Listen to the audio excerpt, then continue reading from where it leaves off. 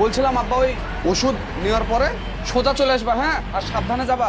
ওখানে পৌঁছে কাউকে দিয়ে আমাকে খবর দিবা, হ্যাঁ? ঠিক আছে।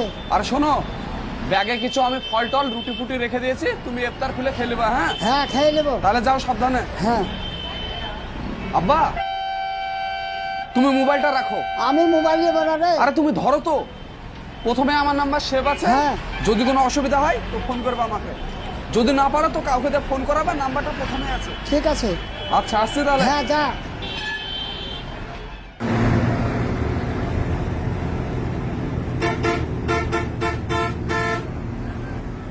আরে কি হয়ে গেল গো? আরে তো বন্ধ হচ্ছে না। আরে কি করবো আমি, কি ঠিক পাচ্ছি না তো।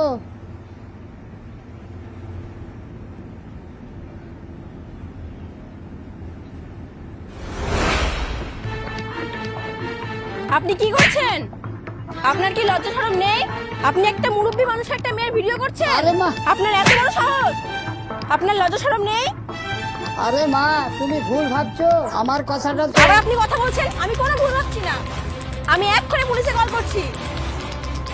হ্যালো, হ্যাঁ বলুন। Police station? হ্যাঁ, এটা পুলিশ স্টেশন। স্যার আপনি এক্ষুনি লোকেশন ট্র্যাক করে আসুন। ঠিক আছে, আসছি। আর আপনি ভুল চুপচাপ বুঝছো বসুন। মা? আমি ভুল বলছি, তাহলে ভিডিও দ্বারা ভুল বলছে না? আমি মোবাইল চালাতে জানি না, কিভাবে কি হয়ে গেছে। আপনার লজ্জা লাগা দরকার। আমার বয়সে হয়তো আপনার একটা মেয়ে আছে, তারপরেও আপনি এই কাজ করছেন। উঠুন সিট থেকে, উঠুন। বেরান, বেরান বলছি বাস থেকে। আপনার ব্যবস্থা করছি আজ। কোথাও যাবেন না, এখানে চুপ করে বসবেন। দেখো মা, তোমার ভিডিও আমি করিনি মা। আমি আপনার কোনো কথা শুনতে চাই না। যা বলার এক্ষুনি পুলিশ আসছে, পুলিশের সঙ্গে বলবেন। আমাকে ক্ষমা করে দাও। কি হয়েছে বাবা? এই মেয়েটা বলছে আমি নাকি ওর ভিডিও করেছি। কি ব্যাপার, কে আমাকে ফোন করেছিল? স্যার আমি ফোন করেছিলাম। কি সমস্যা বলুন। এই যে সেই নোংরা লোক যিনি বাসের ভেতরে চেপে মেয়েদেরকে দিনের পর দিন হ্যারাস করে চলেছেন, তিনি বাসে চড়ে মেয়েদের উল্টোপাল্টা ভিডিও তার ফোনে রেকর্ড করেন। এমনকি আমার সঙ্গে না আরো কত মেয়ের সঙ্গে করেছে তার কোনো ঠিক ঠিকানা নেই। আপনি এনাকে অ্যারেস্ট করুন স্যার। দেখুন, এইভাবে তো অ্যারেস্ট করা যায় না। আপনি লিখিত কমপ্লেন দিন, তারপর আমি অ্যারেস্ট করব। কেন যায় না? দেখুন স্যার, আপনি ওনার ফোনটা চেক করে।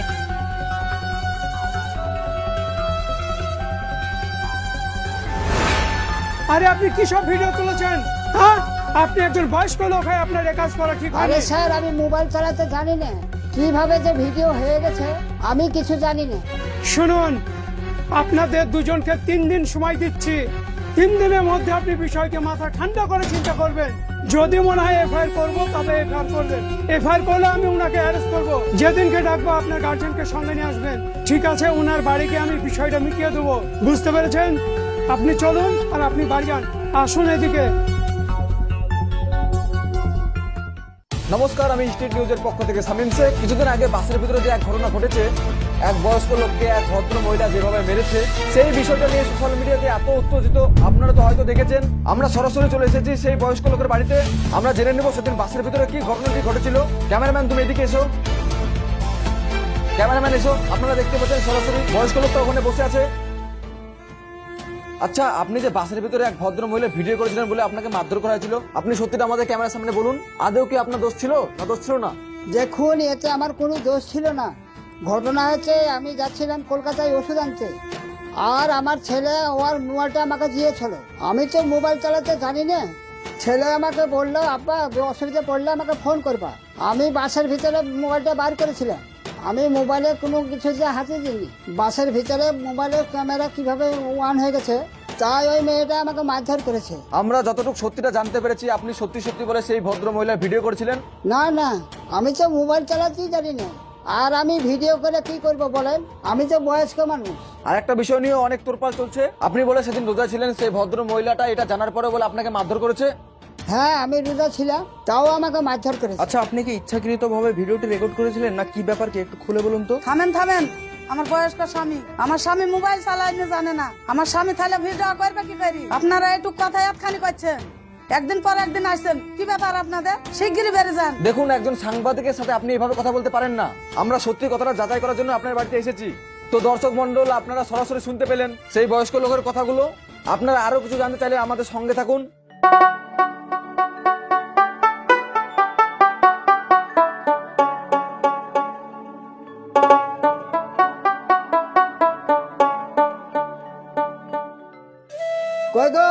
কেজি চাল আর 1 কেজি আলু দেন তো। বুঝলি বন্ধু, 2012 সালে নোটে ছিল পৃথিবী নাকি ধ্বংস হয়ে যাবে, কিন্তু হয়নি। তবে এবার দেখছি 2025 সালে ধ্বংস হয়ে যাবে। কেন রে? আরে কেন তার মানে দে, মুখে দাড়ি রেখে আর প্যান্ট শার্ট পরে বাসের ভিতরে গিয়ে একবারে ইয়াং মেয়ের ভিডিও করছে। যদি বুড়িয়ার দাদির ভিডিও করে তাও মানা যায়, তারা ইয়াং মেয়ের ভিডিও করে বেড়াচ্ছে। এই তোদেরকে এই কথা কে বললো? কার দোষ কার না দোষ তোরা জানিস? শুনো চাচা, তুমি এখন ভুবন মাধ্যকরের ভাইরা হয়ে গেছো। মোবাইল খুললেই তোমাকে দেখা যাচ্ছে, বিশ্বাস হচ্ছে না? এই দেখো, 2 চোখ ভরে দেখো নিজের চোখ দিয়ে। যখন মুখে দাঁড়িয়ে রেখে ভিডিওটা করেছো তখন তো লজ্জা লাগেনি? আর এখন বলছি বলে গায়ে আগুন জ্বলছে না?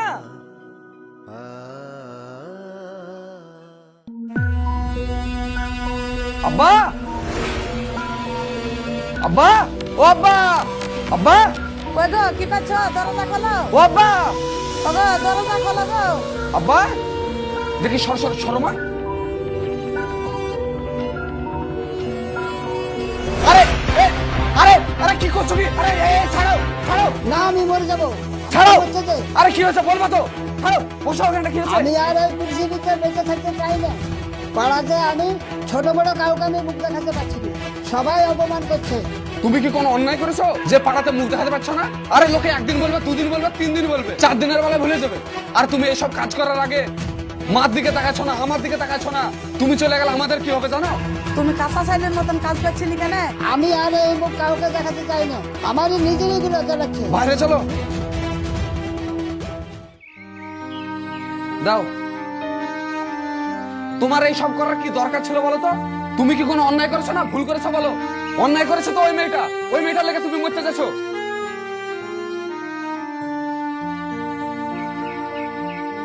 দাও পানি, দাও পানি, দাও।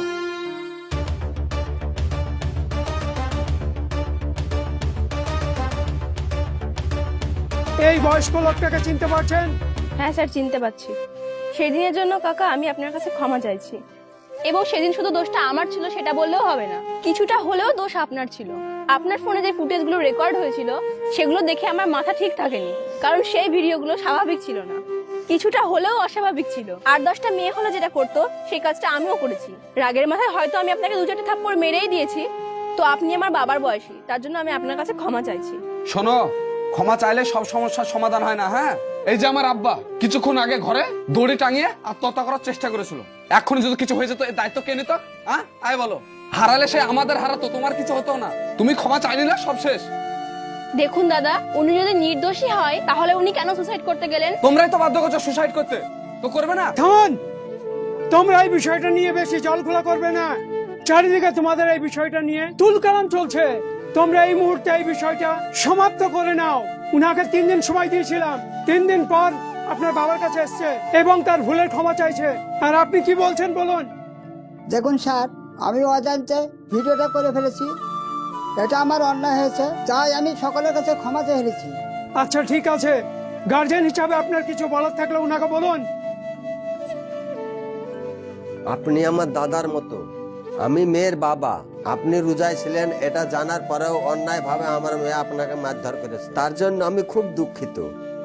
আমি হিন্দু হলেও মুসলমান মানুষকে এবং রোজাদার মানুষকে আমি খুব সম্মান করি, মানি। আমাদেরও মনের অবস্থা ভালো নয়। গ্রামের নানান লোকে নানান কথা বলছে, মেয়েকে কিভাবে শিক্ষা দিয়েছে, কিভাবে মানুষ করেছে, তার জন্য আমাদেরকে অনেক রকম কথা শুনতে হয়েছে। আমার মেয়ের হয়ে আপনার হাত ধরে বলছি, আমাদেরকে ক্ষমা করে দিন।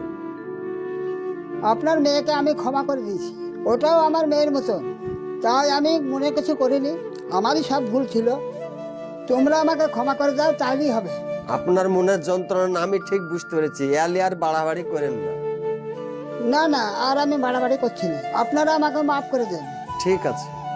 ঠিক আছে, শুনুন, আজকের পর থেকে কোন সাংবাদিক মাধ্যমকে বক্তব্য দেবেন না। এই বিষয়টা এখানেই সমাপ্ত হোক। কোন সাংবাদিক যদি আসে পরিষ্কার বলবেন প্রশাসনের পক্ষ থেকে আমাদের সমস্ত সমস্যা মিটিয়ে দিয়েছে। ঠিক আছে, চলুন।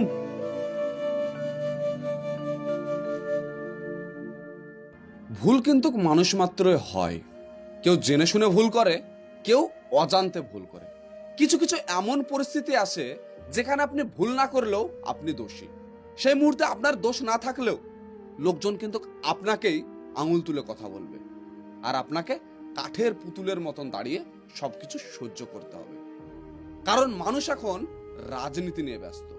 একটা ঝামেলা হলে মানুষ ধর্মের ভেদাভেদ শুরু করে দিচ্ছে। সো ভালো থাকবেন, সুস্থ থাকবেন, দেখা হচ্ছে আপনাদের সঙ্গে আবার নেক্সট ভিডিওতে।